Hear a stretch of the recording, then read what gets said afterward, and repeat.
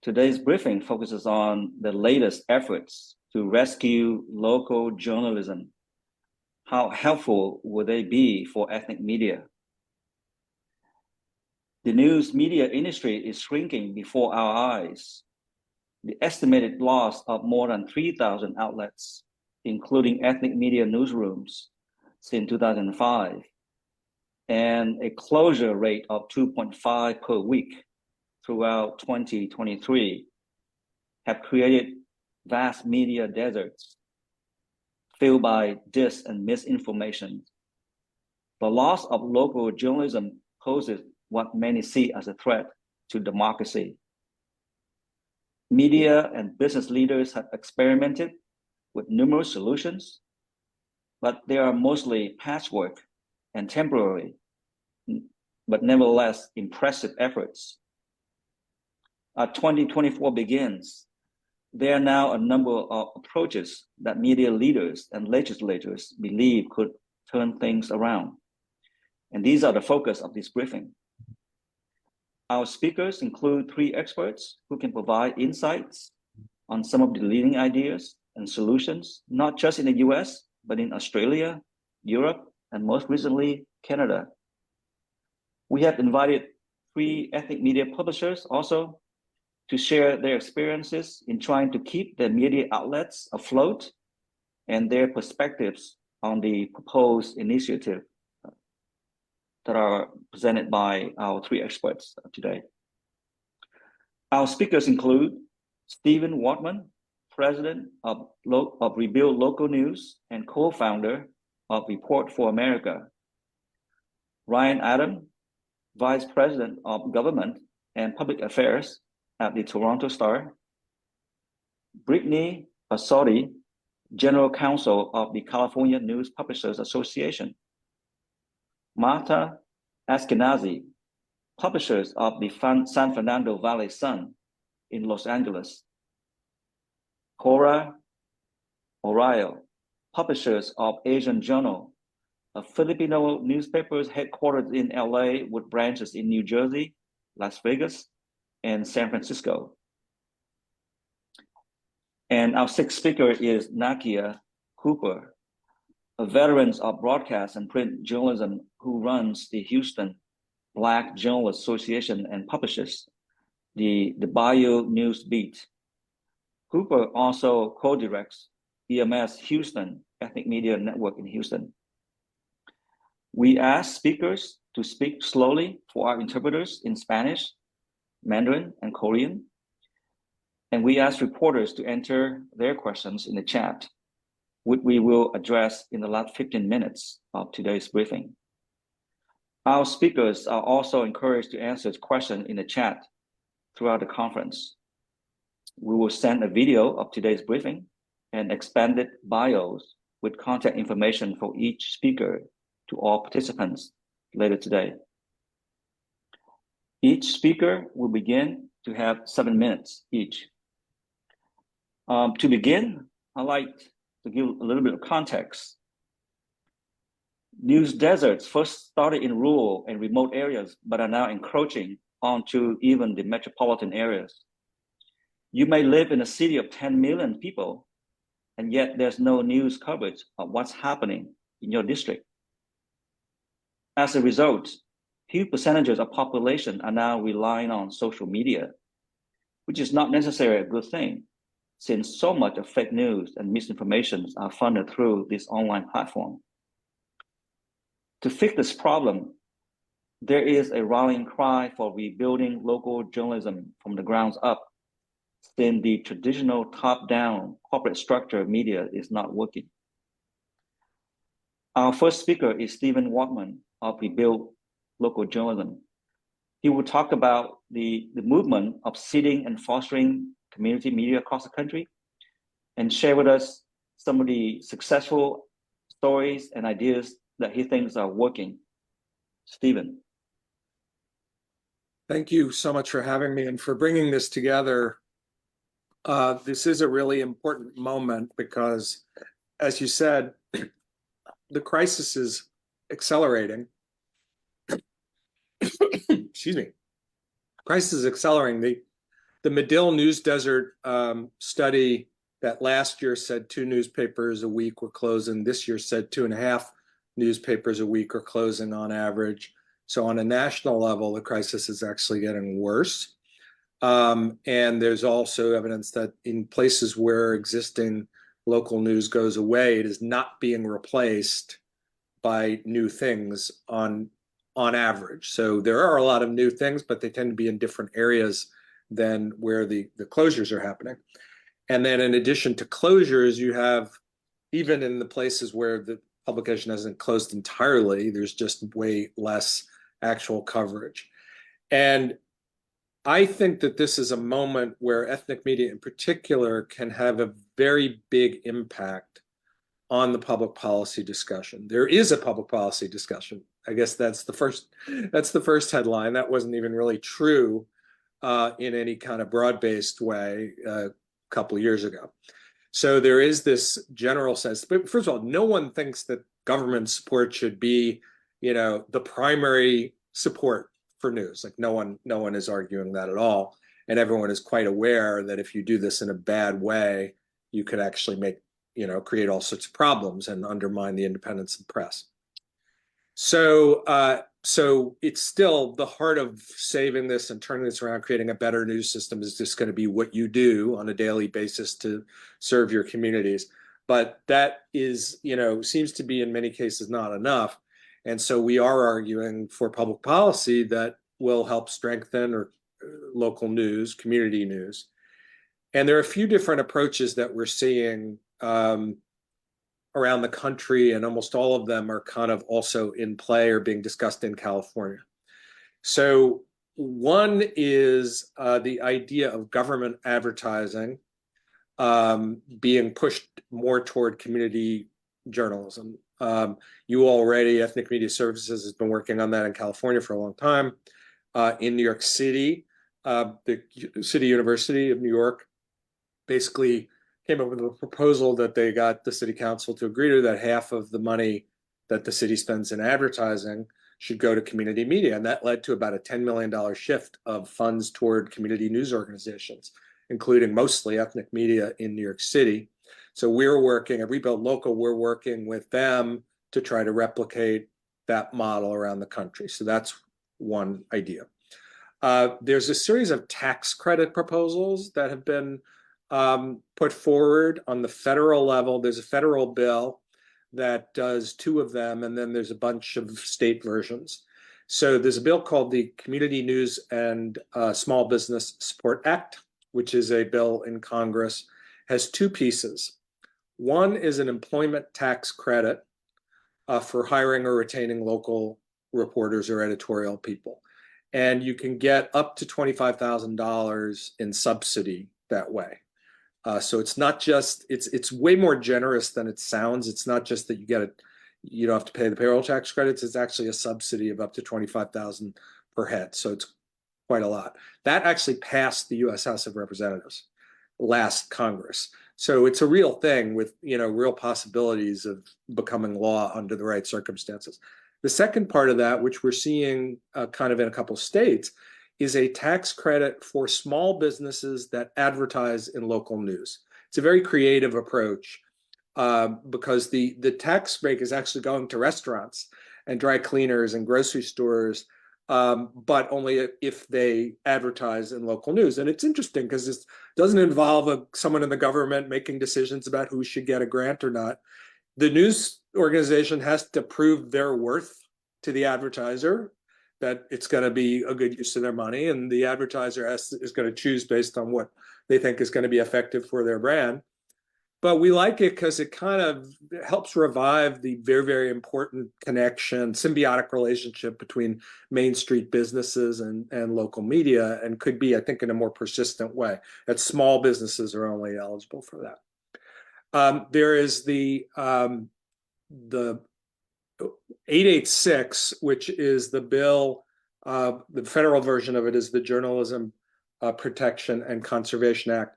Then there's a state version of that, and it's being discussed in other places. That's the one that involves, the Australia model. I think maybe one of your other guests will talk more about this, but that's the idea of through various mechanisms, forcing Facebook and Google to compensate news organizations. So that's in play in California and elsewhere. And, there's other models that are out there. And California, as you know, has the fellowship program that's being run through Berkeley. We saw a version of that in Washington State and New Mexico. Other states are looking at that. District of Columbia is experimenting or just considering a new bill. It's very interesting. It's probably, as an idea, is not fully baked yet, but it's intriguing. It's basically a coupon that would be given to the residents of District of Columbia that they would basically could spend on local media. So as a concept, it's really cool because it's like you're kind of enhancing the buying power of the residents to get local media that they want. There's little, kind of logistical bugs that haven't been worked out yet, but I'm very excited that that's sort of in play as an idea now. It's actively been considered in DC, and I think something's gonna bust forth in Seattle at some point too. So that's something y'all can consider. And I think at this point, since it's a little untested, it might be better to do it on a city level as opposed to a state level. So a lot of those ideas that I mentioned are probably better on a state level, but that's one that could be on a city level. And the last thing I would mention is broadband. So this is a little different because it doesn't require a new law. There's already $100 billion of money coursing through the system on broadband, and it's basically distributed by the states. Most of that money is for accessibility and affordability, as it should be, getting people wired and making sure that people can afford to pay for the service. But there's a third bucket that is broadly called digital equity and includes a lot of different things. And we've been making the case that community and ethnic media should be considered to be community institutions for the purpose of helping the community get wired or get internet access. So it could literally be helping do digital literacy. Or we made the case, it's a little more radical, honestly, but we did, that even the provision of local journalism in the community, if it's an underserved community, should be considered for broadband funding too. We call them double deserts. We said that if there's not enough. So anyway, those are the basic ideas that are out there. Okay. So Stephen, you referenced a number of resources out there and even research and some of the tax credits. Would you mind dropping some of the links to this information in the chat? And I would like to follow up with you. One question is that foundation has been playing such a critical role in helping and revising local journalism. Can you talk a little bit about this huge fund that called Press Forward, that is, I think, being developed and could be some see it as could potentially be a game changer? It's led by two big foundations, the MacArthur Foundation and the Knight Foundation. And they pulled together about 24 other funders to create this initiative. They announced commitments of $500 million over 5 years.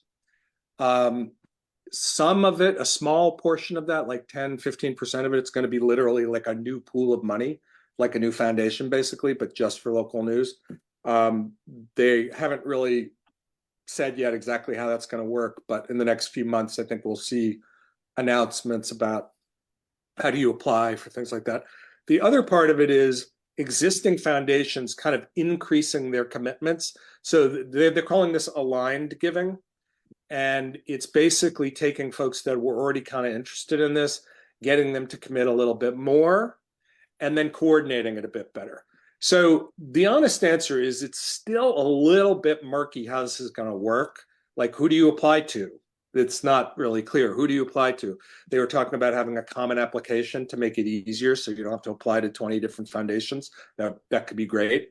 But it's definitely something to watch because it's, $100 million a year.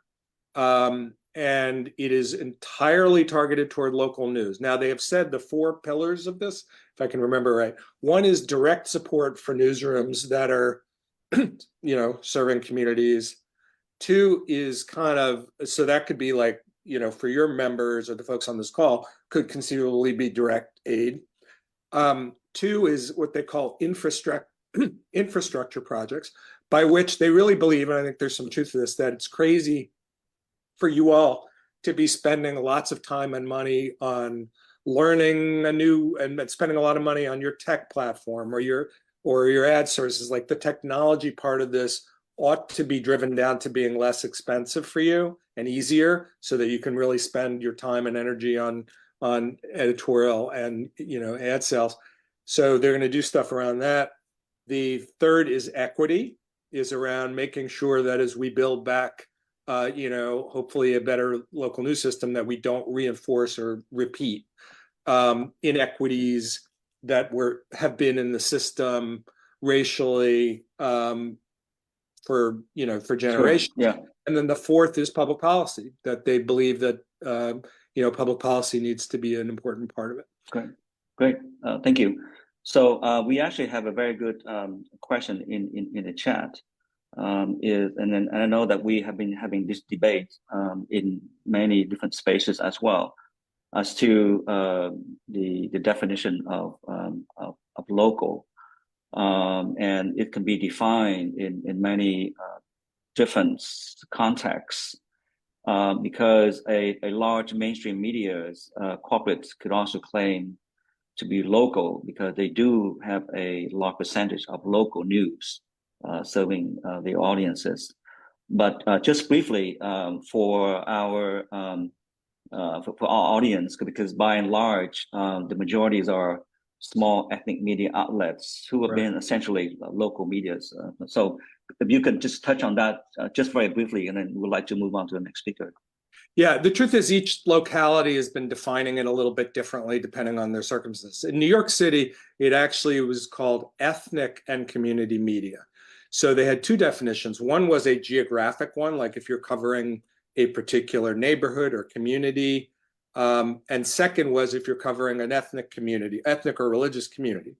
So it might be citywide or even nationwide, but it's a defined ethnic community. Other places have done it a little differently where it was only geographic. I think the bill in California now mimics the one in New York to include ethnic and community. Okay, great, thank you. And please feel free to answer a question in the chat. Put for you.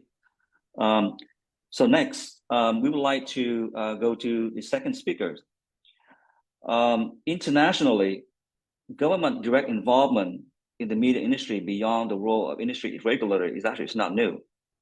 In many countries, state-owned or state-supported media are some of the biggest news organizations out there.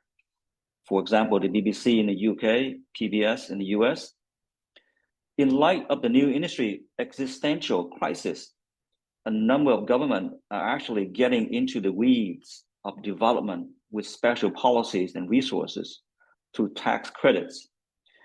And not just that, there's a movement to pass laws to require online platforms like Google and Meta, which have dominated the digital ad systems, to provide fair compensations to news publishers. We have Ryan Adam, Vice President of the Toronto Star, who will give us a brief overview of the developments in Australia, Spain, the EU in general, and then zero in on the case of Canada, where he has a role in helping pass Bill C-18, dubbed the Online News Act. Please, Ryan. Hi, everyone, and thanks, Stephen, for that interesting frame. It's very, very familiar, the conversation you all are having with what we've grappled with here in Canada. For those of you who may not have any idea who I am, my name is Ryan Adam. I'm the Vice President of Government Relations and Public Affairs at the Toronto Star. The Toronto Star is Canada's largest newspaper, and it has been in circulation since 1892. So I think we've seen a few changes in the business model in that amount of time. But previous to my role at the Toronto Star, I actually worked in the existing federal government for Prime Minister Justin Trudeau on heritage and journalism-related files. So I do come, my perspective does come from kind of both sides, whereby you have government and its role and what can it do, as well as now on the journalism side, where does public policy end and where does tech policy begin? And what is the modern state of journalism in the world, in the state and in your country, and what can be done to sort of alleviate the market failure. And this is what I will be calling it, market failure occurring in the journalism industry. I mean, certainly I send my condolences to colleagues at the LA Times. You know, it just goes to show you that having a billionaire owner doesn't always work itself out. You see it at the Washington Post, you see it at other places where a benevolent billionaire isn't always enough. And that's because the market is challenging on the advertising side, and the business model, in my opinion, for journalism in the modern context is broken. For some of you, the way we used to factor our business model at the Toronto Star was 80% of our revenue came from advertising and 20% came from subscriptions. To date, that had been quite successful for us. But in the last 15 years, with the multiplication of, or the addition of Google and Meta and their ability to use our content to drive advertising, a great percentage of that 80% of revenue has gone. So what can be done about it? And Julian has alluded to, there's a European model, which is got a ton of government involvement and got a ton of government subsidy. I won't get too deep into that in only 7 minutes. I want to spend as much time as I can on our current situation in Canada. But you've got Europe, which I believe is light years ahead of the rest of the world when it comes to regulating tech, whether it be on the revenue side or on the online harms and content moderation side. I strongly encourage a lot of you to look at what's going on there. Australia, for me, was a real aha moment when their bargaining code was implemented, and the tech platforms, despite all of their theatrics, inevitably signed lucrative content deals, which has not only allowed the Australian media industry to survive, but thrive. Which means, and as icky as it may be for some journalists, it allows people to pay your salaries, and it allows you to invest in tech and things of that nature. Now we're up to almost 4 years of the Australian bargaining code being in effect. And I think we can safely say that the tech platforms in Australia, although begrudgingly, are continuing to hold up their end of the revenue deals. And I think that it has fundamentally at least stopped the bleeding in Australia, and now starting to make people think of journalism as a growing and thriving industry. And so when the Australian bargaining code came into play, we in Canada quickly noticed, being a Dominion partner with Australia, we have very similar parliamentary political systems. We, at one point, both the Queen of England, et cetera, et cetera. So we're trading partners, we're immigration partners. And so we started to pursue the Online News Act, otherwise known as Bill C-18 here in Canada, which would compel Google and Meta to pay content creators and journalism and news media organizations for the use of their content. Now, it's important as a disclosure for me to say that the Toronto Star, before the Online News Act was implemented, already had deals with Google and Meta and Apple and a few other tech platforms. And so for us, this was not about newfound revenue. This was about concurrent rolling over and consistency of revenue, the kind of revenue that we can then build our business model upon.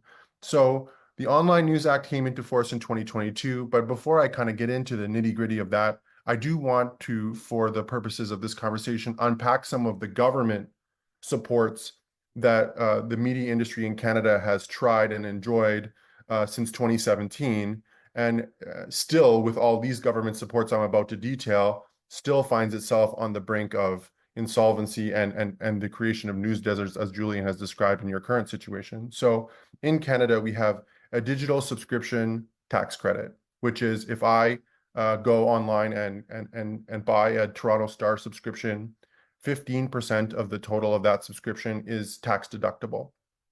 That is to incentivize Canadians to invest in local news in a free market way. It comes off on your taxes, which is in Canada is in April, and has been a relatively successful in incentivizing people to transition from a print subscription to a digital subscription, which I think is really important for us and our survival moving forward. The second piece from our perspective is we do have, as Steve mentioned, a journalism labor tax credit in Canada. It's 15% currently of existing salaries that are tax deductible for the corporation that employs those journalists. It has recently been bumped up to 35%, for up to $85,000 salaries. And so that has been a welcome relief for us.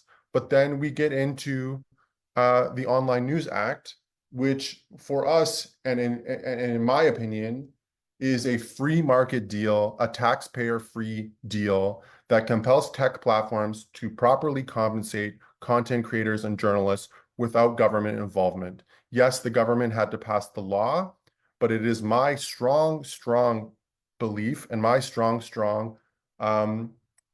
suggestion that the government, due to all the reasons that Julian has said and Stephen has said about the perception of influence and persuasion, the lack of independence, is my strong recommendation that the government do as little as possible to stick their fingers into the revenue streams of journalists, because governments can change, politicians are swayed by a number of different factors. I don't need to tell all of you that. And that is not a concrete business model that is built to last.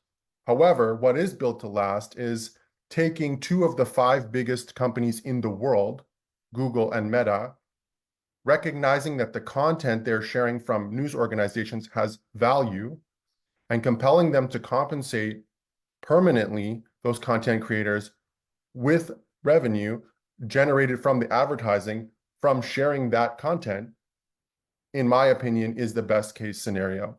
So I strongly encourage 886 to move forward. I strongly encourage the government to pursue an and approach while the industry is on its knees. And then I strongly encourage tech leaders to really acknowledge the important role that real fact-based journalism has in democracy, in local communities, and in terms of bringing us together as a society. Because in the absence of real journalism, all we're going to get moving forward is pseudo-journalists, online experts, and folks who don't go through the rigorous fact-checking that we do in our newsrooms. So maybe there, thank you. I'll stop and you have some questions. Yeah, Ryan, there are 2 features in the Canadian model, if I could call it that, that stand out for us. Is that one is that the inclusions of ethnic media and ethnic and indigenous media in the bill from the start. These groups didn't even have to protest or voice, but it's there. And then second is that unlike other models, which is advocating for compensation based on the traffic, the outcome of the Canadian model is a lot simpler. It's based on the headcount of journalists, without Correct. getting into the discussion and the argument about the traffic. So could you elaborate on those 2 features? Sure. So let me unpack the first piece, which is ethnic or Indigenous publishers in Canada were at the table from the very beginning. One of the observations we made out of Australia was that in a lot of ways, per journalist, smaller media companies actually did better in terms of their negotiations with tech platforms, because when you do it by head count, $20,000 a head to a small or ethnic or Indigenous publication has extreme value when your newsroom is 3 to 5 journalists, as opposed to at the Toronto Star, where we employ 600 journalists, for example. So we were very committed as large publishers to ensure that this bill and this effort was to strengthen communities and publications everywhere, including areas where there were no publications, and now we're seeing them restart. So having ethnic journalists, having Indigenous journalists in Canada, we have both French and English as official languages, having French journalists at the table, really important. And one last thing, Julian, on that point, before I move on to the second point, let me be very clear. Out of that consortium of journalism, of publishers rather, there were a diversity of opinions about tech, There were a diverse of a number of business models. There were a profit and nonprofit. There were a diverse number of financial circumstances involved. But in order to keep that coalition together and properly represent the industry, we really did put a focus on making sure that smaller publishers benefited disproportionately, which I think we should be proud of, because small publishers become medium publishers, become large publishers, and for the strength of the industry, that we think that's important. The second piece is traffic versus headcount. There's actually a third one, Julian, which I won't talk about much, but we did debate in Canada percentage of newsroom costs, as well as a third potential scenario. So you'd have traffic, which to me is, how do I put this gently, suspect on certain platforms and with certain organizations. You know, there is a lot of whimsical magic involved in some of those metrics. And so allowing the person who's paying you to assign you value based on traffic, thanks, but no thanks. The second is you talked about, which is the one we landed on, which was a head count, fair, equal, transparent. Everybody knows how many journalists they employ, so they can do the math. And in Canada, the Online News Act is roughly $20,000 per reporter, so easier and more transparent. When you get to percentage of newsroom costs, this is where we got into a big problem with small and medium and small publishers. And so that is inevitably why that model went away, because, you know, in that situation, folks like me at the Toronto Star would have disproportionately benefited from the $100 million that Google is paying per year to our journalism industry. So we think that headcount is fair and transparent, which we all want as journalists and in media, and it is trackable. And we will have to publish the number of journalists we employ every year. And we believe that as a sustainable model moving forward, that it was the best and easiest way, not only for the government, but frankly also for tech, to ensure that their money was being spent in a responsible way. Right. Thank you so much, Ryan. And please, just like Stephen, please answer a question in the chat, post for you. And next, we go to a bill that is actually on the table. And we would like to ask Brittany Bassotti, General Counsel of the CNPA. And this bill is actually very important, because all eyes are on California Bill AB 886, sponsored by Assembly Member Buffy Wicks. Similarly, to give California news publishers a bargaining code to negotiate with online platforms like Google and Meta.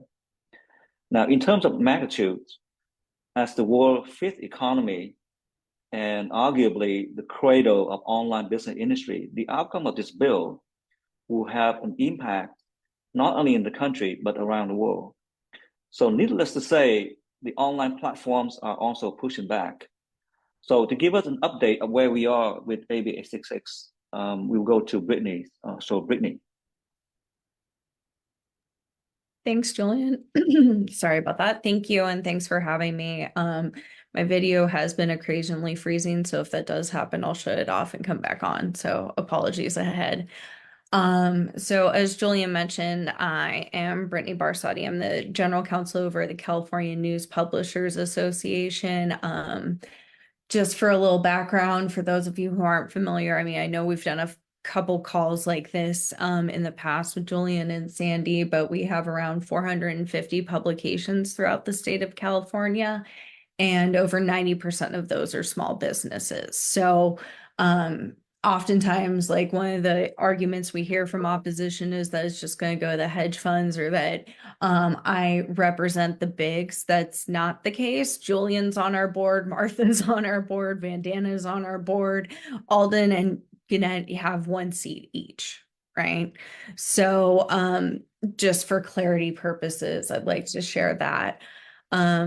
You know, as what Ryan was talking about, the Canadian model of compensation based on per journalist, that's something that we've discussed and are continuing to look at. I think part of the reason the bill had impressions based first was because mathematically, right, the bill is based on compensating publishers for what Google and Meta are taking advantage of.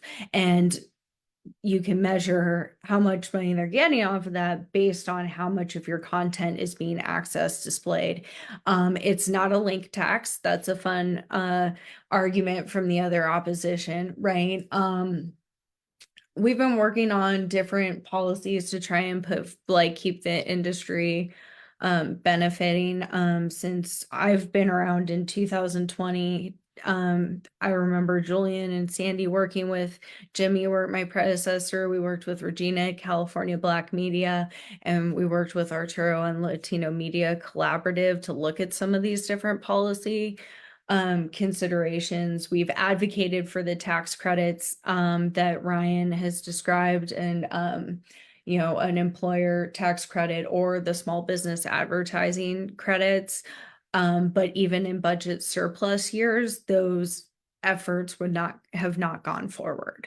And at the federal level, any type of tax credit gets particularly tricky when you're dealing with the number of Republicans in the national legislature. And unfortunately, we're not as tax happy as Ryan in Canada, funding public health care and things like that. So You should try it. It works. right? No, I mean, I definitely support those as outlooks, but I mean, they were giving out money away like candy at the end of, what was it? Was it 2021? I believe we had a budget surplus. I'm like, COVID times made time fuzzy for me, but it was either 2021 or 2022, and we were unsuccessful in getting someone to carry for those tax credits. So these are all ideas that we've looked at and advocated for, since for a very long time. I mean, it sounds like Local News was created in 2020 when we were already advocating for these policies. So we will see how that goes in terms of the bill. So we've created a set aside for small publishers. I've had many conversations with Julian, Sandy, Martha, to try and see how we can make sure Californians benefit, and that the funds do go to small community and ethnic publications. One of the things they don't have in Canada exactly the same as us is the First Amendment. And so we can't do content-based speech deals. So in terms of saying, even though we would want to say ethnic media content, the First Amendment gets tricky there because it would be subject to strict scrutiny, which is a difficult test, and I imagine would be particularly interesting with this Supreme Court. Sorry, Brittany, just in interest of time, would you mind? Oh, sorry, you told me to talk slowly for interpreters too, and I didn't. Yeah, also summarize the key points and also give an update of where we are. Where's the bill is that now? Yeah, so the bill is in the Senate Judiciary Committee. It can be heard anytime before the end or before early June. There's a possibility that it could be heard before then, but most likely it'll be heard with the other assembly bills in the Senate Judiciary Committee. So like I've talked about, we've established the minimum set aside for publications. We're looking at either a per journalist count or some sort of hybrid that is based on journalism and impressions, to cover that as an option. We've also talking with, we've had numerous conversations about how to try and focus it on California, right?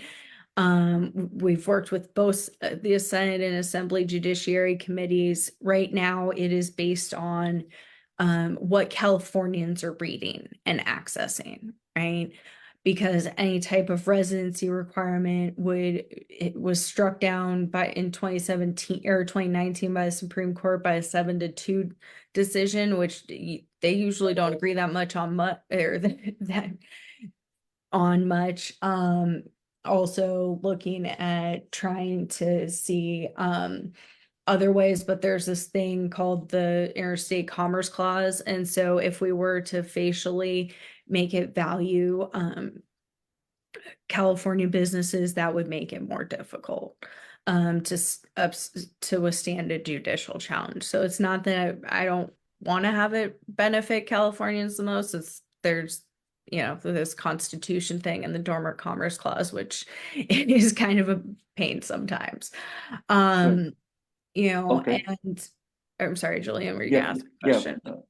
Yeah. So if you, I believe that the bill, the language is still being worked on, and if you can drop in the chat a link to the bill, that way publishers can also look at, and also we provide contact information for all of these speakers, so they could also follow with you for further clarification. Yeah. And if anybody has any questions, like, I mean, the reality is this is a technical bill. We're trying really hard to, make sure that everybody has a voice and everybody is included under this bill. I mean, that's always been my priority, for everybody to have a seat at the table and to make sure that we're doing the best we can for the most publishers in the community. I mean, Julian, I remember you sharing in one of our meetings with the Senate Judiciary member that there used to be 300 ethnic media outlets in Los Angeles and alone, and now throughout the state you've got 300 ethnic media outlets in California, and this is a crisis. And I know some folks would advocate for philanthropy, but there's been a study that we would need $1.75 billion of philanthropy money to adequately supply local news throughout the country. And 500 million or 100 million a year sounds great. Sure, it's an improvement, but it's not going to solve the crisis, right? The crisis is based on these platforms dominating the ad space. Great. Okay, thank you, Brittany. All right, so moving from industry and public policies development discussions, we now hear the perspectives from ethnic media publishers, whose media outlets are the original, quote unquote, local journalism before the phrase became buzzwords in the media lexicon. We go to Martha Ashkenazi, whose publication is the San Fernando Valley Sun, a bilingual Spanish-English publication that is more than a century old, which really epitomizes the resiliency of the mission-driven media that is determined to serve its audience through all the ups and downs in the media industry, especially in the recent time. My understanding is that she is still publishing prints, and so the media is really an anchor and institution in her communities. It's more than just a news outlet. She will share with us her experiences in trying to keep her publication afloat and offer her perspective about the proposed ideas and legislation today. Martha. Thank you. I have been the owner and publisher of the San Fernando Valley Sun for over 20 years at this point, and it's never been, the heyday, that I've owned the paper. It's always been a struggle. I thought we were going to die during the pandemic, but somehow uniting with other folks and really, seeking out help gave us some very positive results. Being part of MIC helped us with, tuning up our online presence, being part of NewsPack also helped. And this wonderful industry that I'm in that we're holding hands is a mission-driven organization that I run. I mean, it takes people that are committed to the First Amendment, who want to bring the news to everybody. And it's my job to try to keep the lights on. I still, as a print version of the paper, rely on display ads primarily. We are a free newspaper. We don't have subscriptions either online or in print, partly because the community that I serve doesn't have the kind of extra money that, maybe other better heeled communities do. So when people say, get subscriptions or, get memberships online, that doesn't work. We're getting donations right now to the tune of maybe $620 a year. That's it. And I'm very happy that these folks have dug into their pockets. I'm not putting that down. I also rely on public notice, which is super important to an adjudicated paper. That's over 30% of my advertising that comes into the paper. And then a small amount comes from online. We do focus very much online. I am doing everything that people suggest that I think works. And I say that because I try it and I know that it works. Facebook, we were able to get over 21,000 folks signed up before Facebook decided they're not pushing news anymore. We have an active Instagram. Our website gets about 35,000 people that come online. We've signed up with Microsoft Start. Doesn't give us a ton of money. So I am part of CMPA and other organizations that are looking to get, more money to us. Now, as far as the legalities of everything, I rely on folks that are smarter than me on that. But if I'm generating money for somebody, I want part of it. So if AB 886 can, provide some of that relief, I want it, because it takes money to hire people. And on that note, we also have an existential problem there. There are people that are writers, but there are very few reporters. And even though, I'm hyper local, I need people that are reporters who can sense the news, who can get out there and get it done. My community needs that kind of reporting. Every week, we have way more stories than we have room for in our paper. So some people think community papers, we're just waiting for their, for stories from people. There's a ton here. We had a national movement hit our community that were conservatives that we're reporting on, that maybe other people don't know. We are doing an investigative piece that's taking us a while. We're going to connect the dots. We're going to tell people who they are before they go to vote. Without us here, that would not have happened. So all of you folks I know have similar stories to what I have to tell. So I know I'm preaching to the choir. I am hopeful that we will survive, partly because we are hyper local. Nobody's here. We're hitting it where they're not. So I think if we can get just a little help, a little bit of money, we're going to do it. But I want my fair share, whatever that is, whether it's, per head or it's per impression, whatever it is, I want that. So that's, I think, just a little slice of what I do. And I'm sure that each person here probably has similar stories.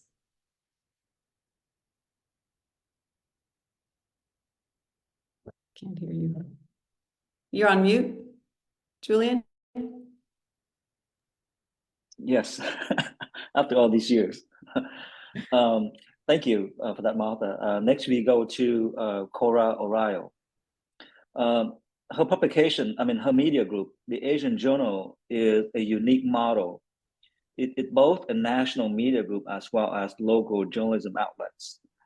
The media has branched in LA, San Francisco, San Diego, New York, and Las Vegas, where there are large concentrations of the Filipino diaspora. Right from the beginning, Cora knew that to sustain her media networks, traditional advertisements and subscriptions probably not enough. As a result, her media business model has a number of associated business activities to complement the audience reach. But then even then, during this downturn, it has been challenging and to her as well. But the commitment to serve the community is still strong. Cora, please share with us some of your experiences in trying to keep your media outlets alive and offer some of your perspective to some of the ideas that we were talking about by the speaker today. Thank you so much, Julian and Sandy, for the opportunity to be part of this discussion. As we all know, even before corporate social responsibility was the innest or the buzzword in corporate America and everywhere in the industry, it has always been vital component of our business as media entities. We've always had corporate social responsibility at the core of our existence. And with that in mind, we are the guardians of the truth in our society. And so it's important that we keep it alive and we keep on sharing the stories that we have to share. With our demise would um the end of truth will also die. Truth will die with our demise. And you've seen that with the practices that's coming out online, wherein various organizations,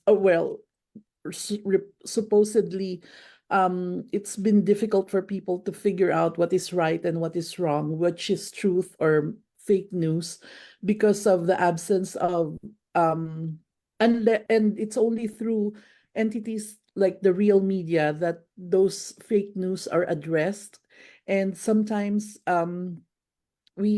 particularly in ethnic communities, it's difficult to find their stories and our voices heard by the general mainstream society. So our existence as media organizations have to continue. We have to continue. We have to survive. Unfortunately, with the decline in the advertising revenue, which has been, in most cases, I myself, our organization, in particular, we are 100% advertising dependent. We do not have a subscription. We are not on a subscription model. So with the CA Bill AB 866, if even a small set aside is made for small publishers, that would help us with making sure that we have at least the resources to keep a portion, just to keep us going, and then we just have to add on by continuing with the solicitation of advertising. And we still run our print media. And contrary to what people say, there are still members of our community, significant numbers, who are still reliant upon the print media editions, though we are cognizant of the fact that unless we somehow transition or at least make our online version a viable business entity, then it would be very difficult for us to get additional advertising revenues. But I continue to believe that we have to exist. And one of the questions brought up was that governments should, about the advertisements from government and agencies. And I would say that that is helpful, particularly during the pandemic. Fortunately, it was the year of the census and also the public health announcements that truly helped us stay afloat during the height of the pandemic. Those government advertising contracts. Thank you. All right. Thank you so much, Cora. Next, we would like to go to Nakia Cooper. As I mentioned earlier, she's a veteran in the Houston Black Journalism Association and also publishes the Bayou Newsbeat and also an associate of EMS in Houston. As a reporter and publisher on the ground, she has witnessed the struggle to create media outlets and to produce news for Black communities, even before the current downturn in the media industries. So Nakia, please offer your perspective on the challenges that the Black media sector is facing. And also as a journalist, your perspective on how some of these ideas discussed today would help reporters like you to continue with your reporting as a reporter. Nakia. Oh, thank you. Can you all hear me well? Yes, yeah, we can. Okay, well, thank you so much for allowing me to be a part of this today, because I believe it is so important. And I have a unique perspective because for the last 15 years, I've worked in general market, newsroom. I've been in the television news space here in Houston, working as a digital manager, a digital managing editor of our TV newsrooms at 3 affiliates, our CBS affiliate, our NBC affiliate, and even our Tribune Media affiliate here in Houston. And I was working in the web departments. So I understand, and I actually was managing the web departments, honestly, actually. And so I understand digital media, right? but I've always had this lifelong dream since I was in the 5th grade to be a newspaper publisher. And so I started my own newspaper, Bayou Beat News, and I started it a few years ago. Basically, during the pandemic, I made that dream come to fruition, come to life, and say, okay, now I'm a newspaper publisher. Everyone looked at me as if I was crazy when I was talking. Why would a digital manager want to go into the print publication space? They said print is dying, right? Print is going out of style. Like, what should you do? And for me, I said, why would you want to do that?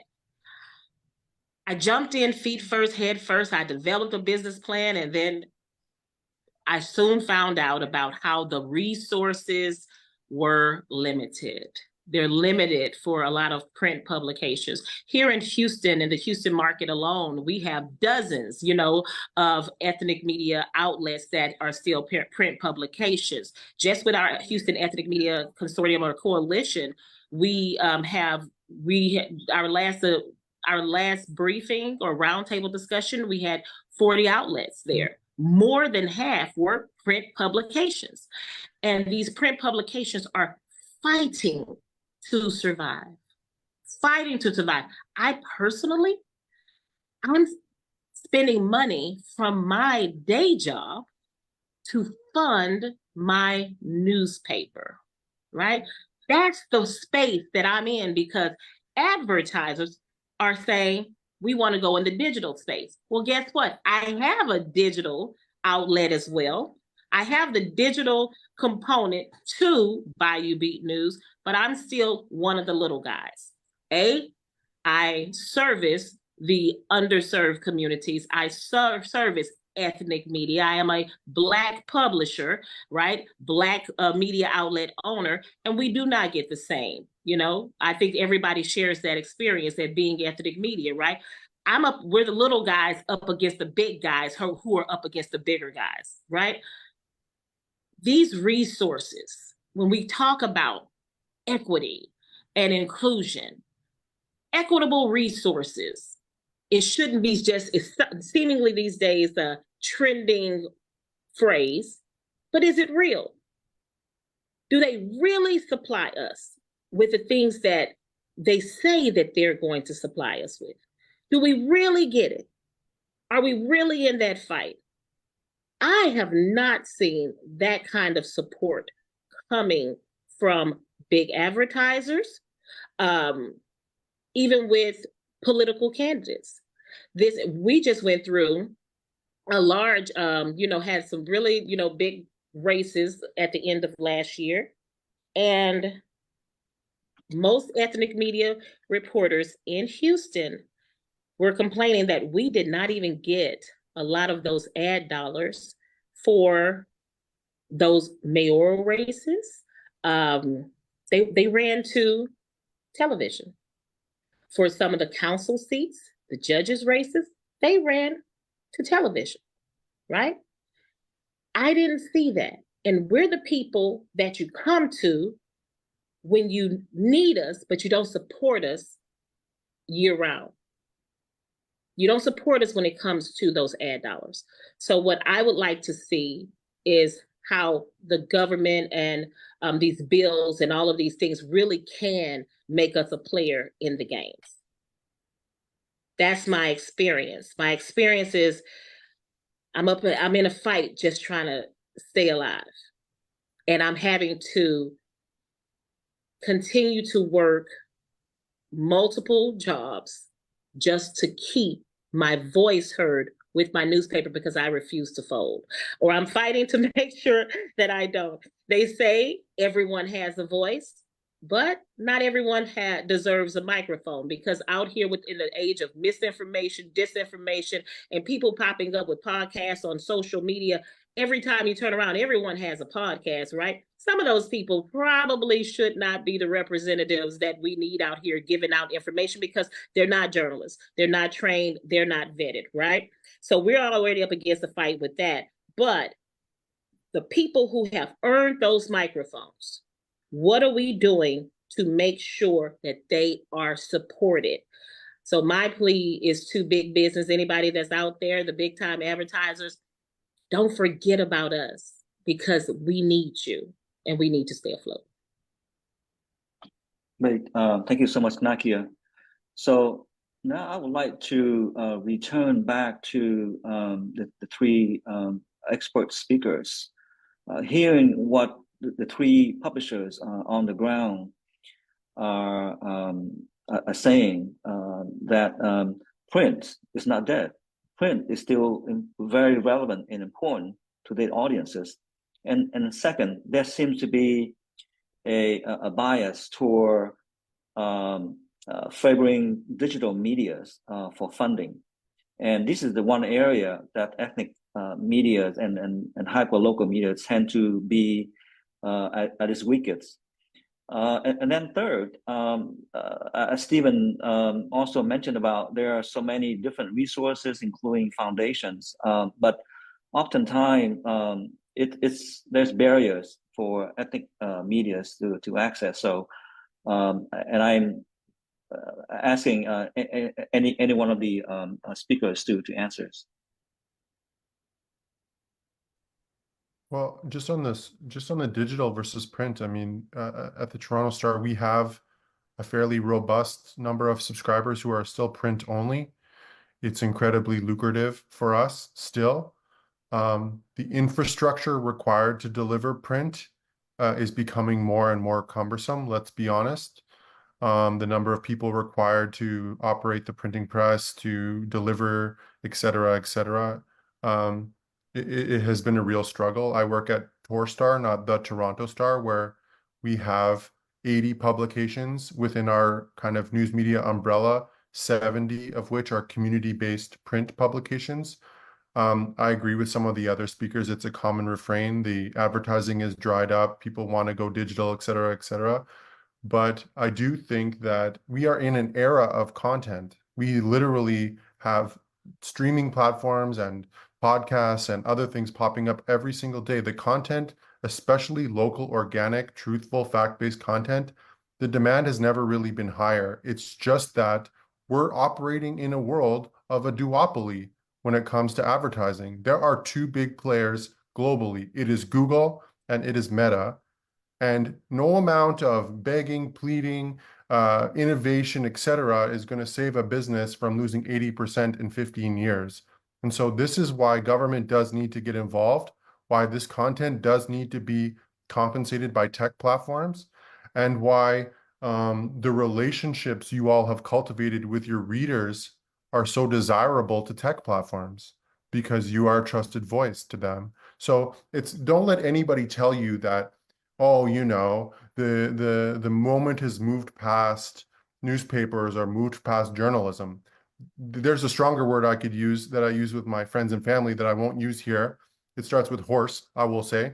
But the reality is they have enjoyed the use of your content, and watch what's happening with AI as well as an additional. They have enjoyed the use of your content for free, and that's why your business models are failing. It is not because of a lack of quality journalism. It is not because you're not telling stories that are important. It's because real journalism costs money, and they've taken it all. Well, Brittany, a large percentage of CNPA members are also still printing, still distributing. So, any comment on that? Yeah, I mean, we've got a little bit of everybody. We do have some nonprofits, some digital only, all shapes and sizes, really. I think with the advertising, especially when we're looking at the state generated advertising revenue that's not coming through, we have the issue of like they contract with PR firms to distribute the advertisements, and so funds get choked off at different points along the way, and so the money that makes its way down to publications is a lot smaller. And that is problematic, but I'd echo Ryan's points, right? If you're taking up 8% of the advertising revenue, and Pew has found our advertising revenue has dropped 80%, I think it's kind of easy to see what's going on. Okay, great. And Stephen, we'd like you to chime in on any of those at this point. And especially you mentioned earlier that there is that equity component in some of these policies, and including the foundations out there. Please go ahead. Well, first on California, I think it's a moment where ethnic media should really speak up as loudly as possible and make its views known, because there is a lot of focus and attention on this right now in the California legislature. I think the introduction of 886 had a very positive effect in galvanizing a conversation about it. I think there's some flaws with 886, that most of the money as it's currently written would probably go toward national media because of the California audience provision. But I think that's fixable, partly through what Brittany has intimated is that if there's a willingness to make the distribution based on head count rather than traffic, basically do it the way Canada did, and have a guaranteed minimum and make sure that smaller publishers get it, have it targeted toward California. I think there are ways of having it be targeted toward California publishers instead of national publishers by looking at audience concentration or something like that that would not violate the Dormant Commerce Clause. So I think that there are ways of tweaking 886 that would actually solve some of these problems and really broadly unify the whole local news field and be sure to help ethnic media more than the current bill does. In terms of, the print issue, honestly, there has been a little bit, I've spent an unfortunate amount of time trying to educate the foundation world against what is a little bit of a bias towards the new, like new digital things like that. And I will often use ethnic media as my main talking point, because I think part of the problem is that people are really, really angry at hedge fund owned media. Like they're really angry at corporate chains, and they tend to think of, well, that's what they have in their mind when they're thinking about commercial media or legacy media. And I'm just like, yeah, there is a real problem with that. That's true. But legacy media is also like every Black and Hispanic and ethnic publication in America, not everyone, but many, many, many of them. So that if we have to be, we say platform neutral, that public policy should not be favoring a particular platform. If people are reading print, great. The subsidies, like the advertising tax credit or the government tax, any of these things should go to print just as much as digital. We shouldn't be saying public policy, should be leaning on, the money really should just go to the new people or digital players because that's the future. I don't think that's right, and it's not the appropriate use of government anyway. Public policy should be platform neutral and basically respond to, when you guys are doing stuff and it's working and you're building trust, this should give you a helping hand so that you can make it, rather than pushing it in one direction or another. Great, thank you. We've gone a bit more time than usual, and so we would like to thank all the speakers and all the participants in the call today, and we would like to call the conference to adjourn, and we'll be following up with everybody with the material and the recording of the sessions. So have a nice weekend, everybody.